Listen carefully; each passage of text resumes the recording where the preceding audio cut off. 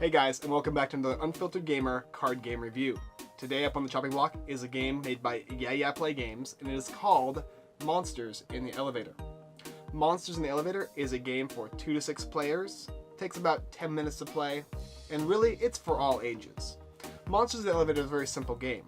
You basically start off on the first floor of a building, and you're placing monsters in the elevator for each floor, and you're going to go up a floor every single round. Now, unfortunately, these monsters are pretty heavy, and the elevator is only able to carry so much weight. And as players play monsters, if they play too many monsters, or the weight is too much for the elevator, it'll break and the game is over. Cooperatively, you're going to try and have the monsters exit and enter without losing the weight capacity and where the elevator would break, and get to the 20th floor. And if the group is able to accomplish this goal, they win. Well, let's go ahead and check out the game. The setup for Monsters in the Elevator is very simple. You have 2 types of decks. One is the elevator deck, and one is the monster deck. In the elevator deck, you have the first floor being 1, and the last floor being 20. Each player will then be given a hand of 3 cards each. In this, we'll do a 3-player game. Now that you have the monster elevator deck and monster deck set up, and each player has their hand of 3 cards, you'll begin the 4 steps of the game. The first step being the changing of the floor. When you change the floor, you simply reveal the top card of the elevator deck and place it down onto the field. The next step is to play exits. And on every single elevator floor, there's an opportunity for the monsters to leave. On the monster card itself, it'll either have some kind of condition to when it's going to leave, maybe it'll be a multiple of 3 or a multiple of 2, or it'll be exact flooring locations, so this monster will leave on a floor of 4 or a floor of 7. So in this example, currently we've only done the first floor and there's no monsters, so no monsters are able to exit. But when we continue the game, monsters will then begin to exit the floors. Each player will choose either a monster or action card in their hand and place it face down on the field next to the elevator. Afterwards, you will go ahead and reveal said actions or monsters. If there are any actions, you'll take care of those first, and then, if there are any monsters with specific abilities, you would take care of those next. The final step of the game is simple. It's a monster count.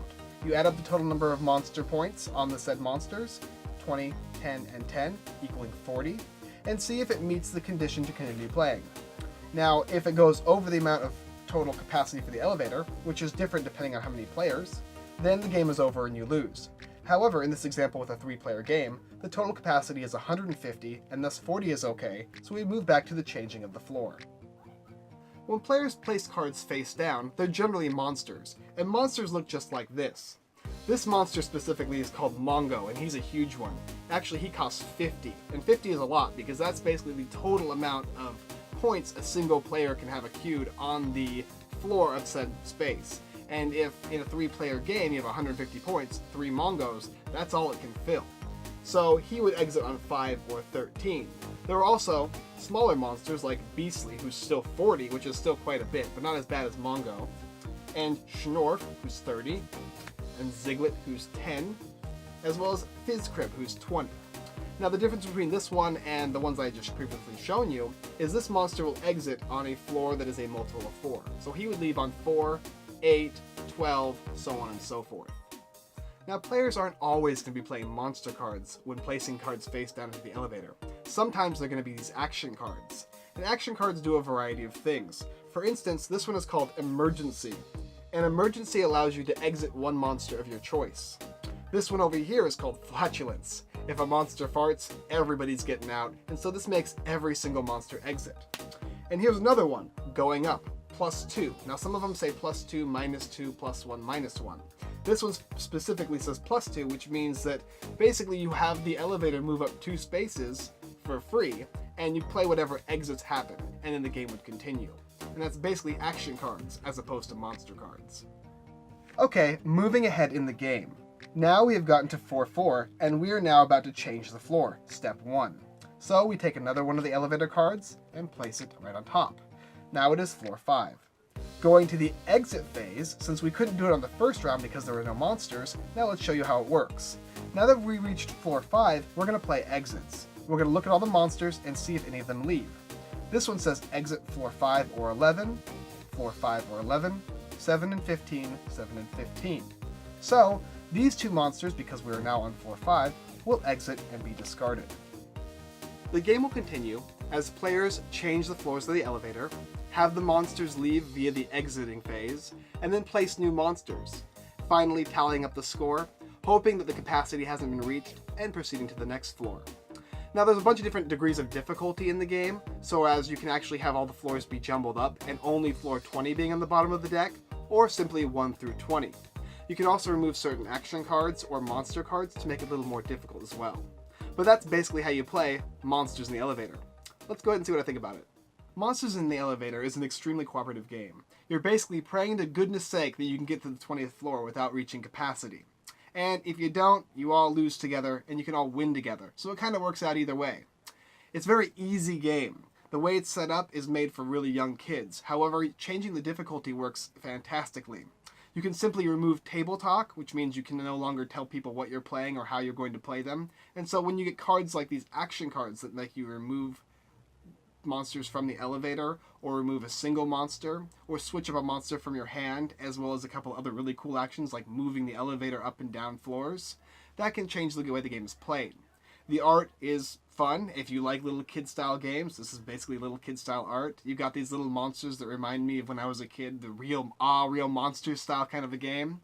And it's all around enjoyable. You can play this game with 6-year-olds, and I have, and I've enjoyed it. Just like I've played this with my 20 and 30-year-old friends, and we've enjoyed it. Sometimes you win and sometimes you lose based on how varying the degrees of difficulty it is that you've set up for the game, but overall, fantastic. I truly recommend Monsters in the Elevator. It's a game that's going to work, and it's going to definitely sit on my shelf. This is a game that's going on my shelf because I know I'm going to be playing it at least once a month. And I have got a lot of games, so that says something. Anyways, that's Monsters in the Elevator, and I definitely recommend it. Thanks for watching another Unfiltered Gamer card game review. If you like this video and you'd like to see more, go ahead and like, subscribe, and comment on our YouTube channel, Unfiltered Gamer. Also, if you thought Monsters in the Elevator was a fun game, you can go to yayaplay.com/might and check it out. If you like our content and you want to see more of it, go ahead and head to unfilteredgamer.com. We've got tons of giveaways going on right now, as well as blog posts and other great stuff like our Kickstarter list. And if you like even more giveaways and even more content, we have 2 great sponsors, one being everythingboardgames.com and the other being thegiveawaygeek.com. Alright guys, thanks for watching, and yet again, see you next time.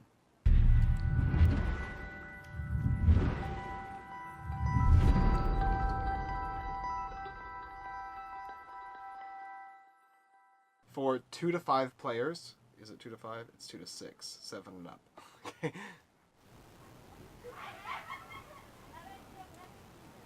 Of 2 to 6 players, and you're attempting to pray to goodness sake that you can get up to the 10th, no, sorry.